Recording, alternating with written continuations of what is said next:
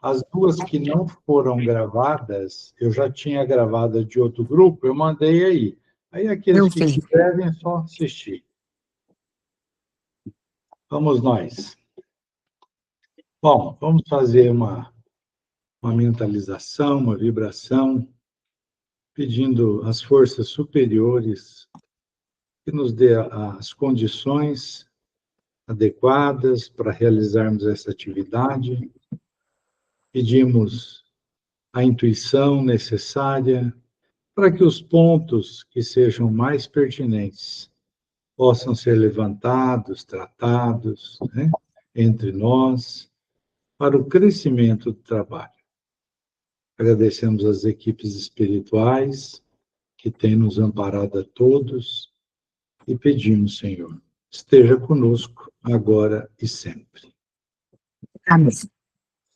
Vamos nós, então. Bom, hoje também são dois temas, né?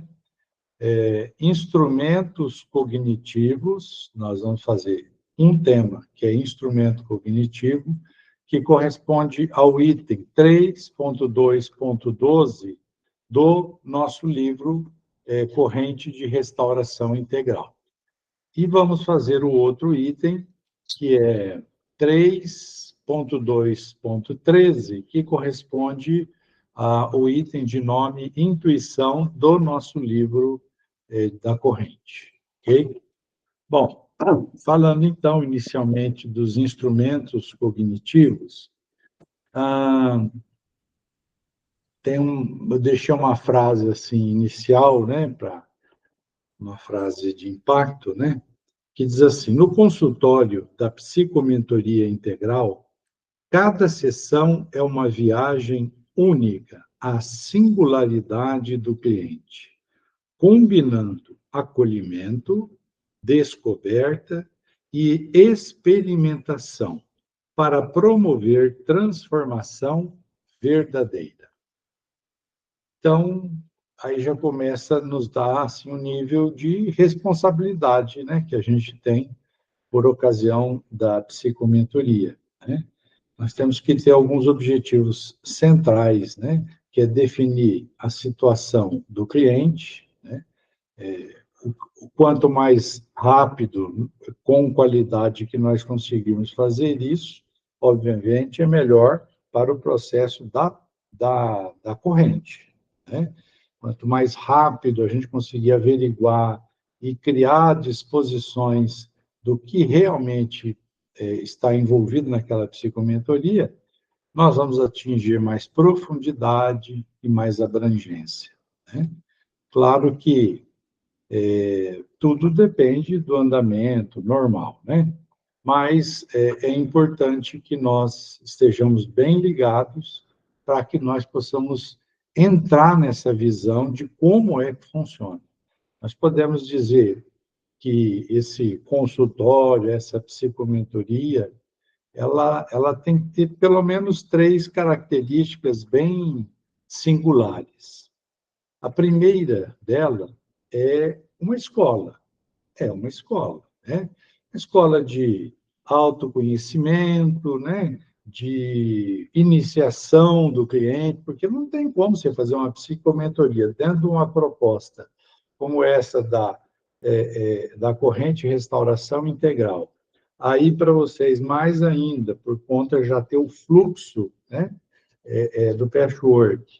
Então, não tem jeito de ser diferente disso. É uma escola de autoconhecimento, de iniciação, né, onde se trabalha a pedagogia do ser, ou seja, onde nós enfatizamos a busca pela compreensão de si mesmo. E, obviamente, a partir disso, os recursos, né, de transformação que tem a ver aí com os conteúdos internos, né, que estão em desalinho, né, que estão desalinhados e deixando a pessoa numa situação de desequilíbrio, de perturbação, né? Então, nós podemos dizer que é uma escola do espírito, né? É uma instância pedagógica onde você vai trabalhar com todos esses conteúdos. Por isso que o nome dessa desse momento, né, dessa página do livro, nós estamos lidando com instrumentos cognitivos. Então, nós vamos falar sobre isso. E para que eu tenha um bom resultado numa psicomentoria, eu tenho que ter uma noção desses instrumentos cognitivos. Mas não é só uma escola. Também é um laboratório. É um laboratório porque é um campo de experimentação, né? Onde o terapeuta ele vai criar várias abordagens, né? Explorar aqueles limites, porque além de ser um aprendizado natural, é o compromisso dele com o cliente de tentar ajudá-lo. Então, se ele ficar preso a crenças, né, a chavões, né, óbvio, tudo isso dentro da ética e tudo bem, mas se ele ficar preso a situações que não permite que ele vá um pouco mais fundo e que o cliente também possa ir um pouco mais fundo, ele fica limitado, né? Então, para isso que nós vamos falar desses instrumentos cognitivos, ou seja, o que nós podemos e devemos usar no decorrer de uma psicomentoria.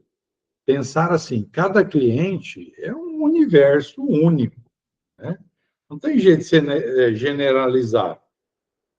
Por exemplo, eu atendi o cliente A e, deduzindo do cliente A, eu vou atender o cliente B? Não. Vai ficar disso tudo o aprendizado, a experiência que eu, né, consegui ter e tal, tudo isso fica, é real. Mas é único.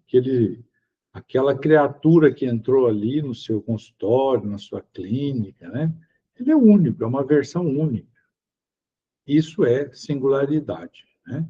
Então, o teu trabalho nessa ideia de laboratório é descobrir essas peculiaridades do cliente, né? Os gatilhos que ele tem, as exigências que ele traz, né? Então, é um processo de experimentação contínua. E isso não tem a ver só com o processo de evolução terapêutico, mas tem a ver com o processo de evolução do terapeuta, para ele adquirir experiência no trato, né, com as pessoas. Isso não adianta, gente. Não tem livro que faça isso, não tem técnica que faça isso. Nada substitui a experiência presencial. Então, nós precisamos de todos os outros recursos para ter instrumentos, óbvio, mas aquela característica especial, única do terapeuta, ele só adquire com exercício, né, do tempo, né, das vezes que ele vai fazer as experimentações. Então, é só o exercício. E, encarando dessa maneira como um laboratório, nós vamos entrar no laboratório requintado, que é o sujeito, que somos nós, e o sistema que se forma entre você e o cliente, né?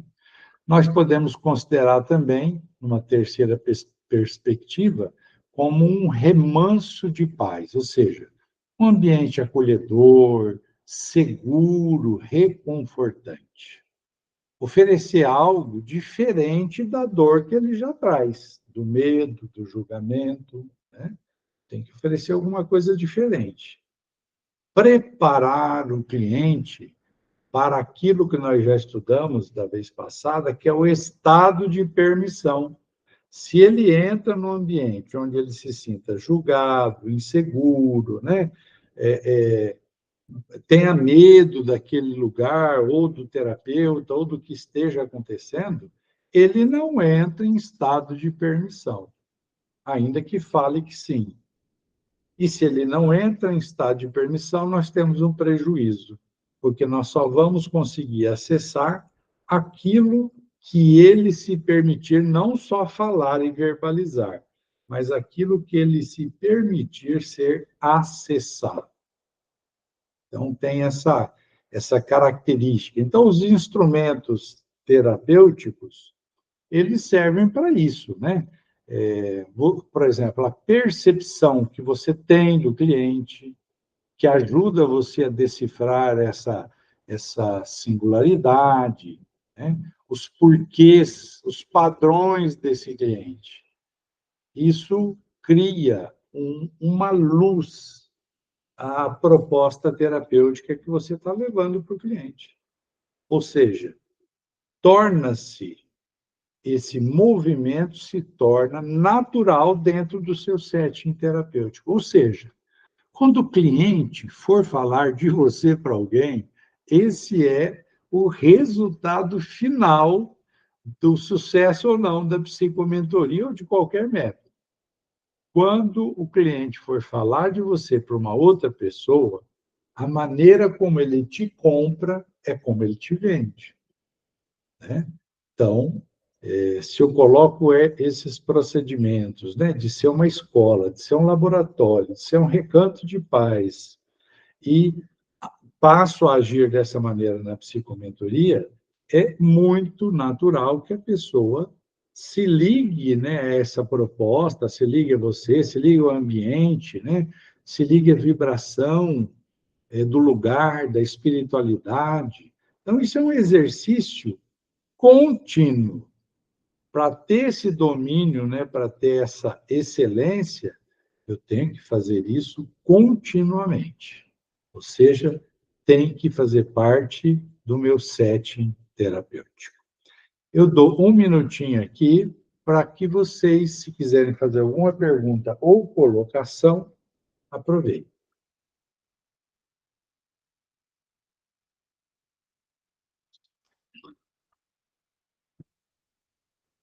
Não, não, não? Então vamos nós. Bom, nós temos que pensar assim, que tudo que nós pudermos acrescentar de ferramentas, de técnicas, de recursos, né? Tudo que nós pudermos utilizar dentro, obviamente, de uma lógica, né? E dentro de algo que eu tenha domínio. Por exemplo, o mundo holístico, ele fica bem longe das limitações da psicoterapia acadêmica, porque tem um monte de recursos, né? São infinitos. É por isso que o holismo se desenvolveu e está adentrando a todos os setores, tanto da educação, né, da saúde, da terapia, porque não tem como não utilizar, né? Então, nós temos que ter um foco, um objetivo. Eu tenho que trabalhar com objetivo sempre. O foco é o cliente, a sua necessidade. O que eu tenho que usar? Eu vou usar o que for bom e que eu tenha domínio, obviamente, né? Dentro disso, nós vamos pensando assim, na flexibilidade de recursos diversos que existem. Eu não vou conseguir ser um terapeuta que vou usar tudo, né? Aí nós entramos numa perda. Existe uma perda, um fenômeno do eletromagnetismo, ele se chama perda por esterese.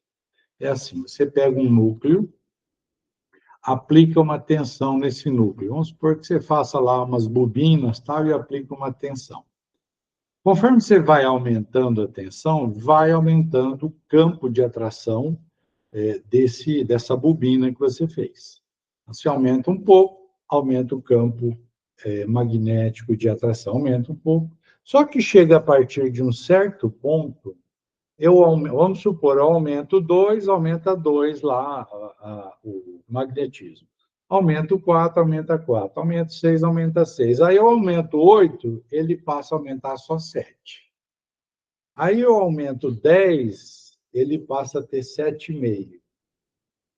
Dá para entender? Eu começo a ter perdas. E para quem não sabe, isso é uma regra para o filtro solar. Então a pessoa fala assim: Não, eu comprei o fio. Não, não uso mais filtro solar de 30, não. Só uso de 40. É 0,5% a mais a diferença. É ridícula a diferença de um filtro de, vamos supor, 30 e de 40. Então, a perda é enorme. Não há a mesma capacidade de proteção, porque se aumentou 10 ou 13 fatores, né? Então, é assim também. Então, tem que usar recursos que sejam bons, mas que eu tenha domínio e não também criar um monte de coisa que aí eu não fico bom em nada, né? E quais são os resultados esperados? Maior profundidade no autoconhecimento, transformação interna progressiva, eu tenho que notar isso. E o sujeito tem que notar isso, né? É muito legal você fazer o trabalho com os clientes e você perceber o crescimento dele e ele perceber. É muito legal isso. Sabe? A pessoa fala, puxa, eu era assim, agora eu estou assim. Nossa, eu sentia tal coisa, mas eu já estou um pouco mais leve nisso aí, né? E isso aumenta, obviamente, o nosso ânimo em fazer, o ânimo da pessoa, né, em receber a ajuda e orientação, e isso aumenta a eficácia da psicomentoria, né? Então, é algo assim, os instrumentos cognitivos, nós vamos ver depois todos eles são instrumentos, ferramentas que nós temos e que nos ajudam a cumprir o nosso objetivo na psicomentoria. Portanto, cada um deles tem um valor. Nós vamos falar de cada um agora, né? Primeiro eu falei genericamente, agora nós vamos falar cada um deles. Hoje nós vamos falar da intuição e dizer o quanto é importante a gente observar isso.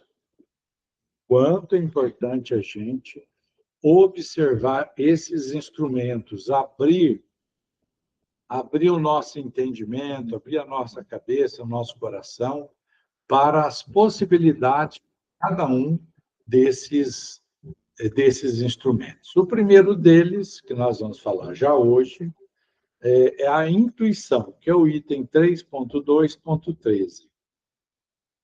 Uma frase de abertura: a intuição, ferramenta refinadíssima da psicomentoria, nos conecta ao inconsciente e à equipe espiritual, transformando percepções em recursos práticos para a evolução terapêutica do cliente. Gente, isso é muito legal, sabe? Depois que a gente Depois que a gente começa a estudar isso e tal, e perceber que isso faz parte da nossa condição humana, né? Então, humana e espiritual, a gente entende assim, todo mundo tem um nível de intuição, todo mundo.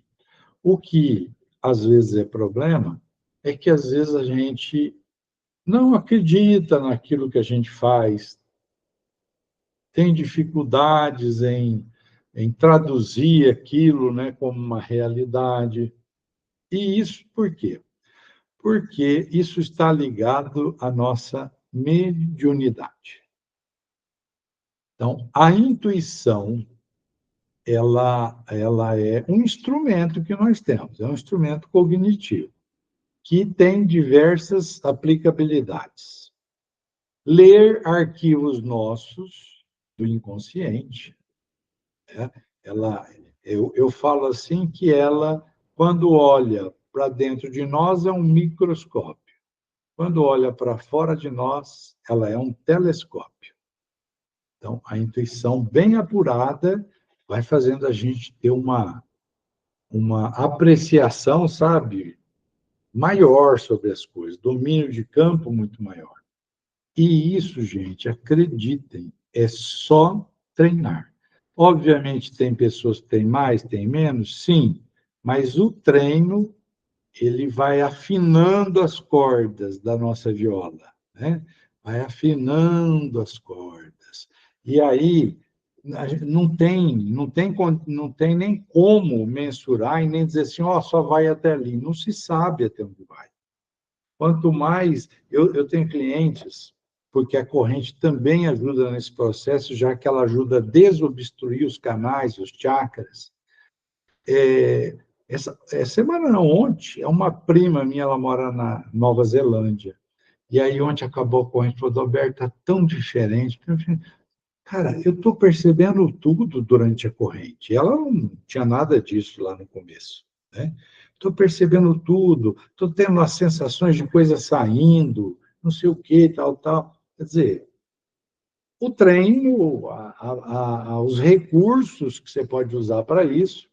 Então, o psicomentor ou o terapeuta, como queira, quanto mais ele se permite acessar isso, mais ele fica afinado para que isso aconteça em bom tamanho. Eu vou falar uma coisa bem legal, talvez vocês conheçam, talvez não, mas pensando nessa intuição como um dos instrumentos centrais, né, desses mecanismos cognitivos, nós temos que considerar que essa percepção psíquica, né, mediúnica, ela é uma leitura interna ou externa. Interna, como eu disse, do inconsciente, ou externa do pensamento do outro, do sentimento do outro, do ambiente, a energia do ambiente, do espírito, seja lá quem for. Qual é o grau de dificuldade inicial para que a gente passe a acreditar mais na própria intuição? Ora, a mediunidade, estudada no Livro dos Médiuns, ela coloca 4 níveis de mediunidade, portanto, de você ter algum nível de percepção. O primeiro nível, ele é inquestionável, né? Inquestionável. Por quê? É a mediunidade mecânica. O que é mecânica? Eu sou um médium mecânico, vou psicografar, o espírito vem, aciona a minha mediunidade, eu caio em transe, eu apago, o espírito atua na minha área motora, ele pega a caneta, o papel, escreve, livro, 2 livros, seja o que for, e, ele escreve um livro, seja o que for, quando ele termina, se o médium quiser saber o que está escrito lá, o médium tem que pegar e ler. Porque, senão, ele não passa pelo processo mental dele. O espírito atua na área motora, usa a mão dele como se fosse um apêndice do espírito. Então, nesse caso, mediunidade, o cara chega, pum, apaga, não tem como questionar sim nem não, né? Acontece dessa maneira. O segundo grau da mediunidade é a mediunidade semimecânica ou semiconsciente. Nesse caso, o espírito atua na área motora, mas o médium recebe o influxo das informações, ainda que não totalmente ou profundamente, mas ele ainda passa pelo campo mental dele. O terceiro, que é o que nos interessa nesse momento, é a mediunidade intuitiva, é o aspecto intuitivo. Nesse caso, como é que funciona?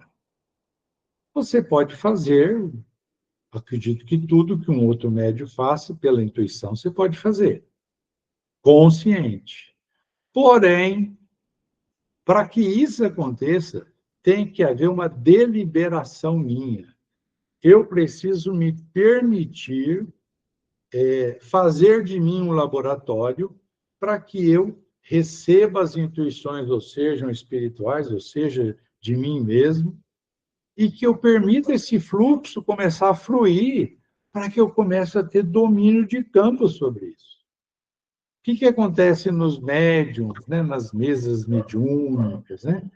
eles estão lá, um médium que é intuitivo, que é só 99% dos médiums hoje são intuitivos, raríssimo um médium mecânico. Ele fica lá, será que é meu isso aqui? Será que é do espírito? Será que eu falo? Será que eu não falo? Será que está errado? Será que está certo? Então, é óbvio que a mediunidade não consegue fluir.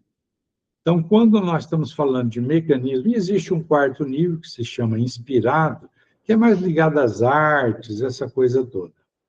Mas esse lado aí da mediunidade intuitiva é o nosso enfoque.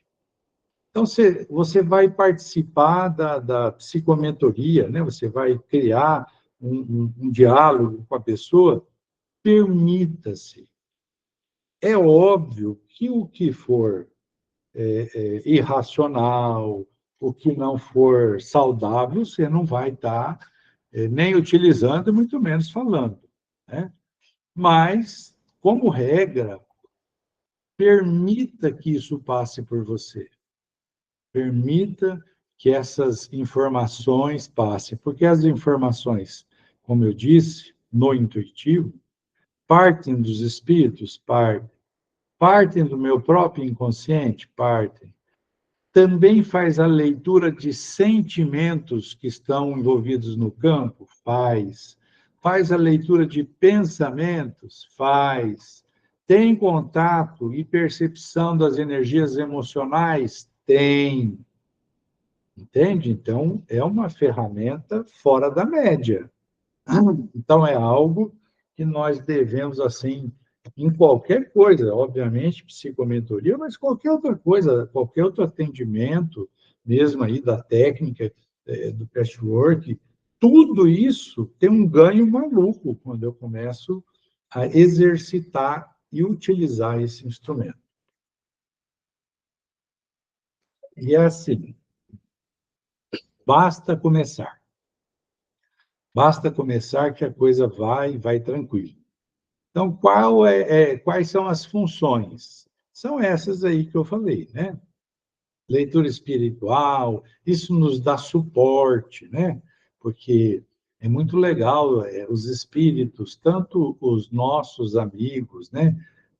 Espirituais, os trabalhadores da atividade que nós estamos, tanto eles como os trabalhadores, os amigos espirituais do cliente, obviamente, dentro da permissão dos dirigentes do trabalho, eles podem nos dar dicas, entende? E é tão bacana isso. É bem verdade que tem momento que você não consegue, às vezes, fazer a distinção entre uma dica que foi dada por um espírito, uma percepção tua mesmo, eu digo, racional, né? Você juntou lá as informações e chegou a uma conclusão, ou você fez a leitura dos sentimentos ou pensamentos da pessoa, só que no final, se eu não tenho essa destreza, eu fico só com o resultado final, que é a informação. Não sei a origem, mas ela é boa. Então, acontece muito isso com atendimentos que nós fazemos, por exemplo, Télia. Oi, Godoy. Boa noite, Boa noite, gente. boa noite. Eu conheço uma médium que ela tem uma capacidade de ler o pensamento em tempo real. Tipo, eu estou aqui, penso e ela responde. Qual é esse tipo? É intuitivo. Só que é um intuitivo lúcido. Ela faz uma conexão lúcida com a pessoa. Então, ela cria uma conexão. Tem que ter a conexão, senão não acontece. Entendeu? Tem que estabelecer uma frequência com a pessoa. A pessoa pode estar aqui, está na China, isso não é independente, né?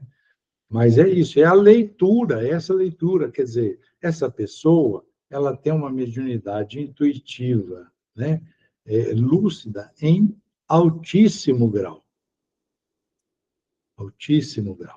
que é uma baita ferramenta, se a pessoa for usar para o bem, é uma baita ferramenta, né? Agora, se ela for jogar pôquer também com isso aí, ela ganha todas, né? Então, é isso. Então, voltando, né, à sua... Obrigado, Télia. Eu que agradeço. Então, embasado nisso, isso faz também que o terapeuta se aperfeiçoe, porque ele passa a ter mais clareza, mais coerência, mais ética, mais recursos terapêuticos. Dá para você entender? Não é uma coisa qualquer. Todos os mecanismos que nós vamos estudar, todos eles são importantes, tranquilo, sem problema. Porém, o mecanismo aí da intuição, ele é extremamente importante. Nós fazemos coisas através dele que a gente nem sonha. Por exemplo, não é só acessar o pensamento e tal, tal.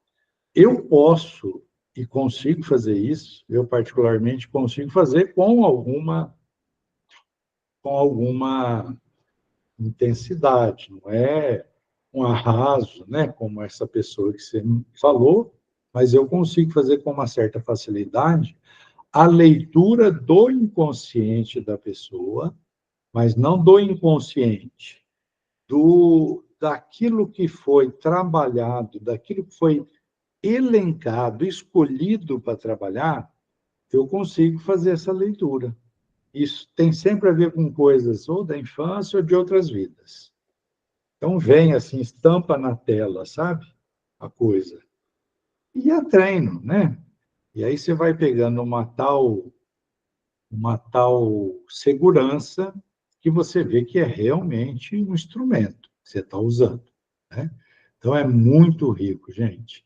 Eu diria que é especial se você juntar o mecanismo de intuição com a percepção ou com o domínio racional, né, do evento, você vai estar muito bem, mas muito bem amparado, porque você vai fazer a leitura de tudo, os amigos espirituais, né, do campo, das pessoas, e vai por aí.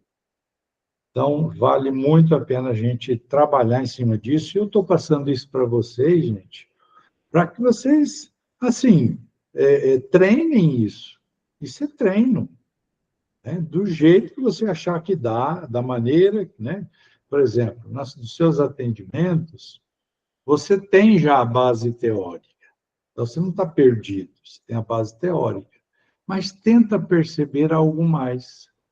Esse algo mais não quer dizer que você precisa ou vai falar para a pessoa. Você começa a se orientar por aquilo ali e, ao fazer algumas perguntas, você vai confirmar se é ou não é.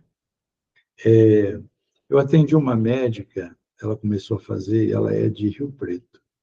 E está lá com um monte de problema, tá conversando, não sei o quê, tá. Aí, na hora, veio assim, para eu dar um exemplo para ela, de uma mulher que tinha sido esposa de um senhor de engenho, então, uma senhora de escravos e tal, tal. E aí eu comecei a falar aquilo, tal, tal, e já me dirigindo para ela, falou, nossa, Alberto, você acredita que com uns 20 anos eu fui no lugar, no trabalho mediúnico, me falaram isso aí? Que eu tinha ligação com escravos, que era por isso que eu sofria muita pressão, não sei o quê, ppp.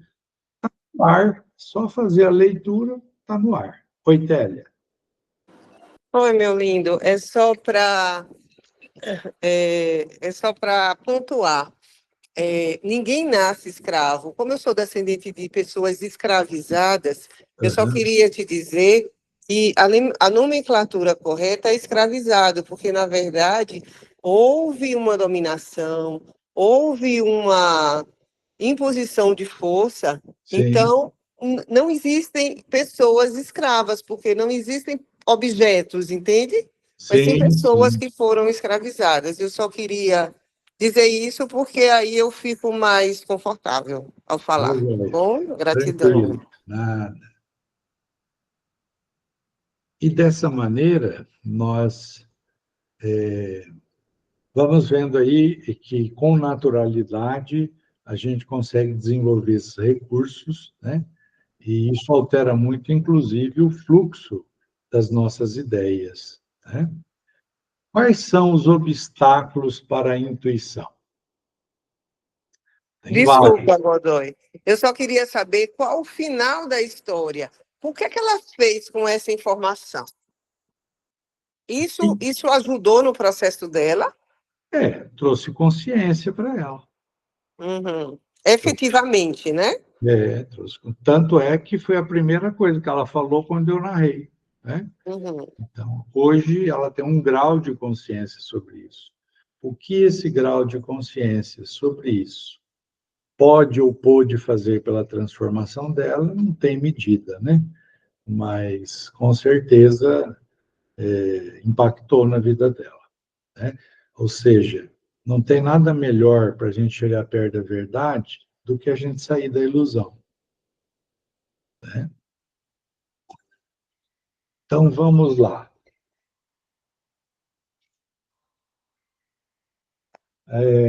Desculpa aí. Então, quais são os obstáculos à intuição? Um deles, que nós já até falamos, mas convém estar lembrando, né? Um deles, só um minutinho, pessoal.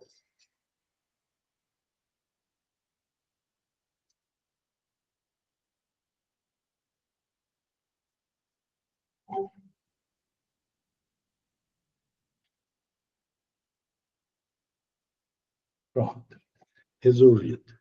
Um deles é a descrença, ou seja, às vezes falta compreensão sobre o assunto, né? Ou a pessoa ela tem um certo ceticismo, né? E isso leva a pessoa à dúvida. Nós podemos falar de uma dúvida de quem nem acredita na questão da intuição, que isso é real, e falar da dúvida de quem acredita, mas duvida de si mesmo, ou seja, da capacidade de. Tem gente rindo, estou vendo. Não falei nome. Então, é isso mesmo, a gente ou duvida da intuição, uma pessoa que não é espiritualista, ou qualquer coisa do gênero, mas a outra que sabe que existe, mas duvida da sua capacidade de externar essa condição que é da intuição. Então, a descrença atrapalha demais o desenvolvimento. Aí, como é que eu saio da descrença? Ó, não existe outra coisa a não ser saber, primeiramente, eu tenho que saber, obviamente, saber, crer nesse sentido de que existe. E o outro fator é experimentação. Lembra que nós falamos lá do consultório de psicomentoria, que é um laboratório? Mas não é um laboratório só para você fazer experimentações em relação ao cliente. É também, mas é um laboratório para você fazer experimentações em relação a você mesmo. Então, se eu tenho dificuldades nessa crença, então eu tenho que passar a prova. Ou seja, eu já fiz muito disso, ainda faço quando sobra, né? Uma boa, assim. Você captura alguma coisa, aí você joga uma sementinha lá para ver e você vê que a pessoa confirma aquilo. Então, isso é legal, você pode fazer isso como exercício mesmo. Capturou alguma coisa. Um exemplo. Te vem na cabeça que ela está com um problema com o marido e ela não falou nada. Aí você vai falando coisa e tal, e de repente você chega numa e fala assim, por exemplo, existem outras situações que são relacionamentos conjugais, difíceis, você já olha na pessoa, ela começa a rir, tal, já muda o rosto, aí você já, opa, aí tem alguma coisa. Se a pessoa quer falar, ela fala, mas se não quer, você já pescou, né? Então, são exercícios e experimentações que você vai fazer com você mesmo, né? Em algumas terapias que você vai fazer. Então, a descrença, ela exige isso. Também existe um outro motivo, que é a insegurança. Aí está um pouco mais ligada a mim mesmo, né? às vezes a autodepreciação, a busca da validação dos outros, o medo de errar, que, né, o medo de errar, na maioria das vezes, é uma vaidade, porque como é que eu não vou ter medo? Como é que eu não vou errar? Então, o nome dessa pessoa que não erra, sem ser Jesus e vai por aí. Tem, então é vaidade. Eu falo assim, eu não vou fazer isso porque eu tenho medo de errar. Em tudo, até o que você acha que você é muito demais, você erra. As medidas, gente, tomem bem atenção nisso. As medidas são sempre em decorrência do nível de consciência que eu tenho das coisas. Então, se nós aqui, qualquer um de nós, tivermos um entreveiro, ou aqui, ou com alguém, e a gente for agressivo, xingar, não vou nem dizer agressão física, vamos lá, agressivo, xingar e tal, tal, tal, diante da minha consciência, eu errei, só que isso tem um peso. Se no mesmo momento uma tribo de canibais estiverem matando um ser humano e comendo, o nosso peso é maior que o deles. Porque a ação está em acordo com o nível de consciência que se tem do ato cometido.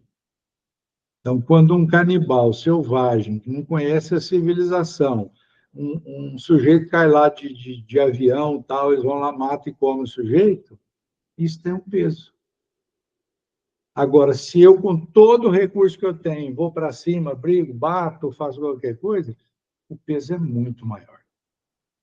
Então, a insegurança no sentido de, eu tenho medo de errar, medo de errar é quase uma redundância, né? Quase uma redundância. Eu acho que até é uma redundância, já que errar é um processo de aprendizado também, né? Aliás, diga-se de passagem, na Terra é o recurso que nós mais utilizamos, né? Então, o outro é o racionalismo, outra coisa que impede o fluir da intuição. A pessoa se limita à percepção lógica das coisas, né? É uma visão parcial da realidade. Então,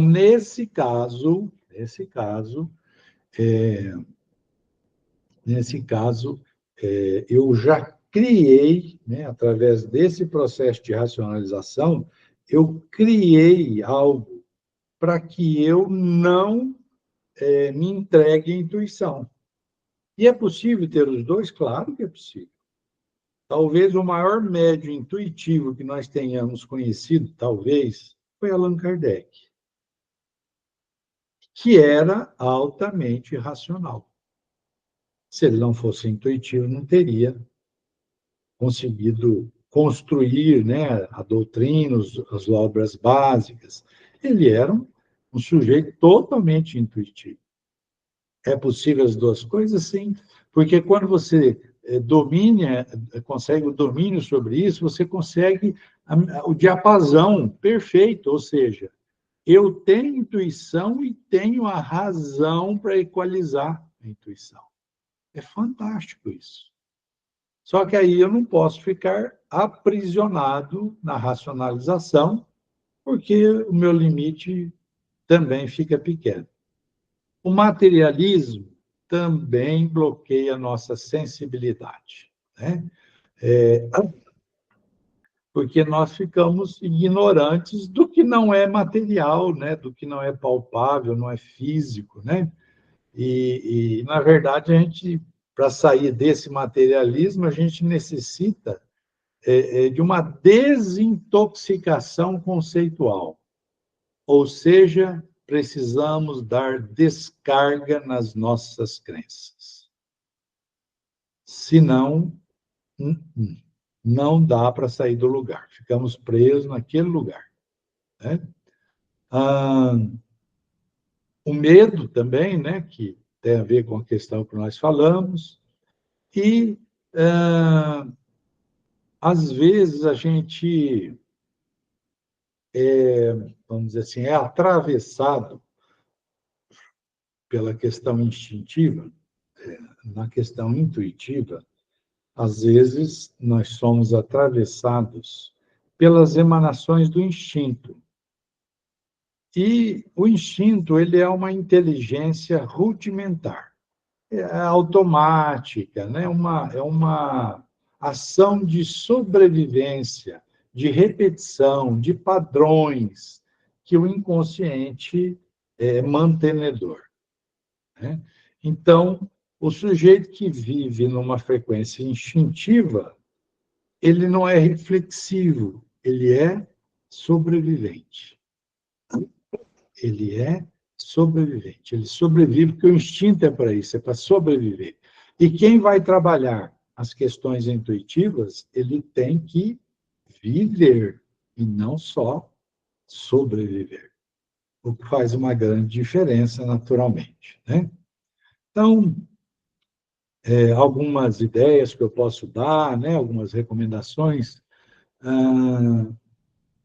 para quem quer e entende que precisa, né, desenvolver a sua intuição, a primeira coisa é o uso contínuo, gente.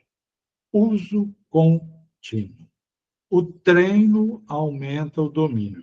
Então, eu posso fazer esse laboratório, como eu falei, comigo mesmo, em situações normais, com pessoas queridas, né? Que você tem afinidade e tal, aí você percebe o lance, coisa que você vai falar, outro ia falar, outro complementa, né? Nas sessões, tenta abrir mais, se permita, tenta abrir mais essa percepção. E você vai fazer com ela o que tiver bom senso, né?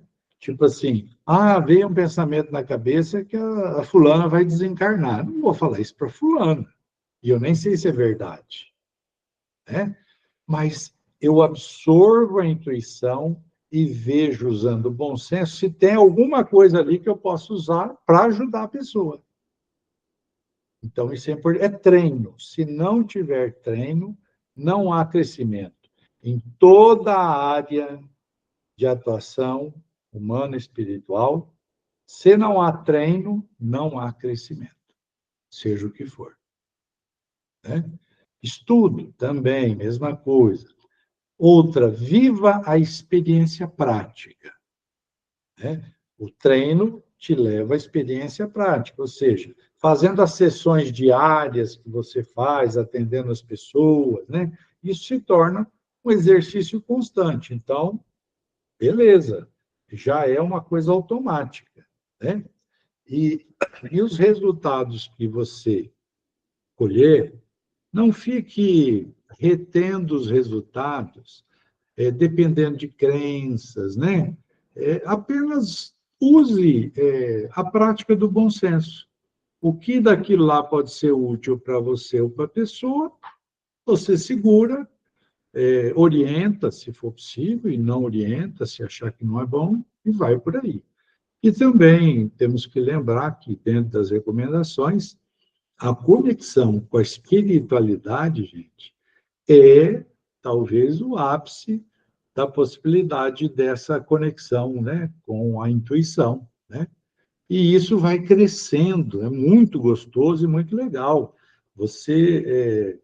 Isso vai crescendo, essa afinidade, essa leitura. Cara, você fica numa sessão, você fica extrema, você sabe, qualquer um sabe que está amparado, ponto.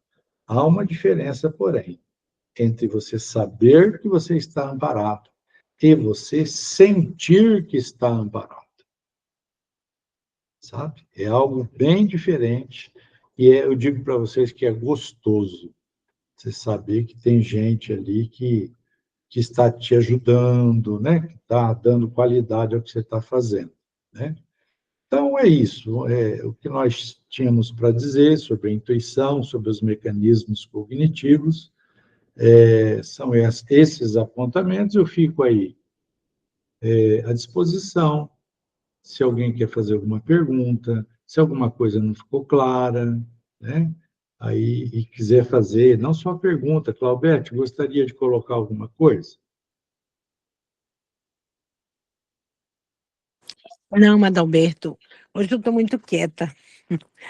Descanse então, minha querida.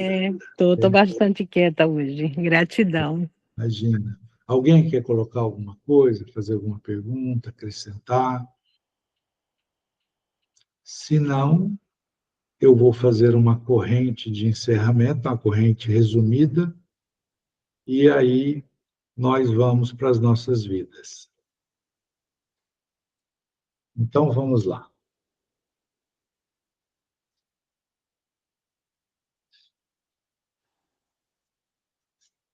Sob permissão e proteção superior, nós damos início a mais uma corrente de restauração integral, girando as energias em alta velocidade e frequência sentido horário, girando e sugando para o centro do portal toda a energia deletéria.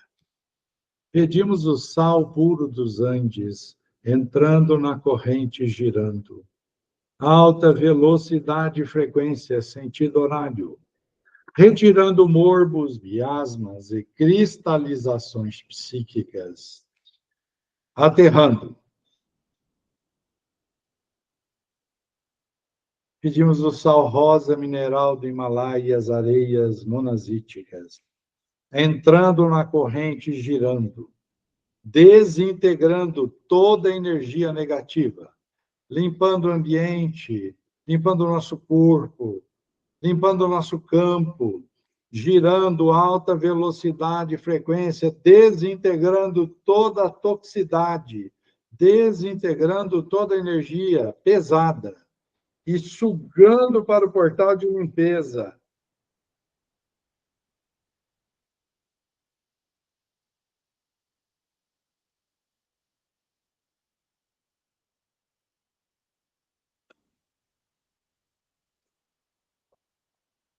Pedimos que passe pela corrente todos os vínculos espirituais e psíquicos que foram elencados para o tratamento da noite de hoje, cortando os vínculos, girando e passando para o portal, passando para o portal de luz, passando, encaminhando, passando, encaminhando, passando, encaminhando.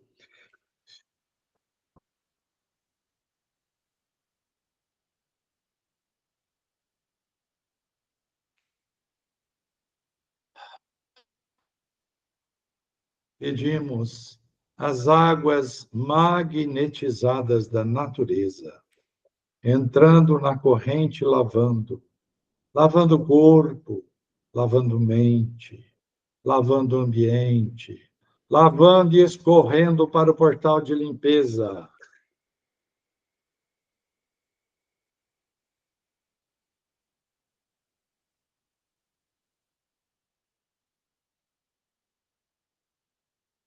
E as ervas da natureza, erva doce, camomila, melissa, cidreira e mel, relaxando, relaxando, relaxando. E aproveitando o relaxamento, sentimos pelo nosso corpo uma energia relaxante e curativa, passando por todas as partes do corpo, soltando toda a energia negativa, enquanto inspiramos as energias terapêuticas, expiramos a toxicidade da mente e do corpo. Inspiramos e expiramos. Inspiramos e expiramos. Toda a musculatura do corpo relaxa. Todo o enervamento relaxa. A mente e o coração se sintonizam perfeitamente. E sobre todos nós, as energias superiores, o amor e a luz de safirinho azul de Maria Santíssima, acolhendo as nossas necessidades. Gratidão a Deus, gratidão aos Espíritos, gratidão a vocês. Muito bom, gente. Terminamos. Grata, meu amado. Um beijo no coração bem grande. Para vocês Beijo, também. meus amores. Gratidão, uma ótima noite para Beijo. todos. Fica com Deus. Fica com Deus. Tchau, tchau. Tchau. Tchau.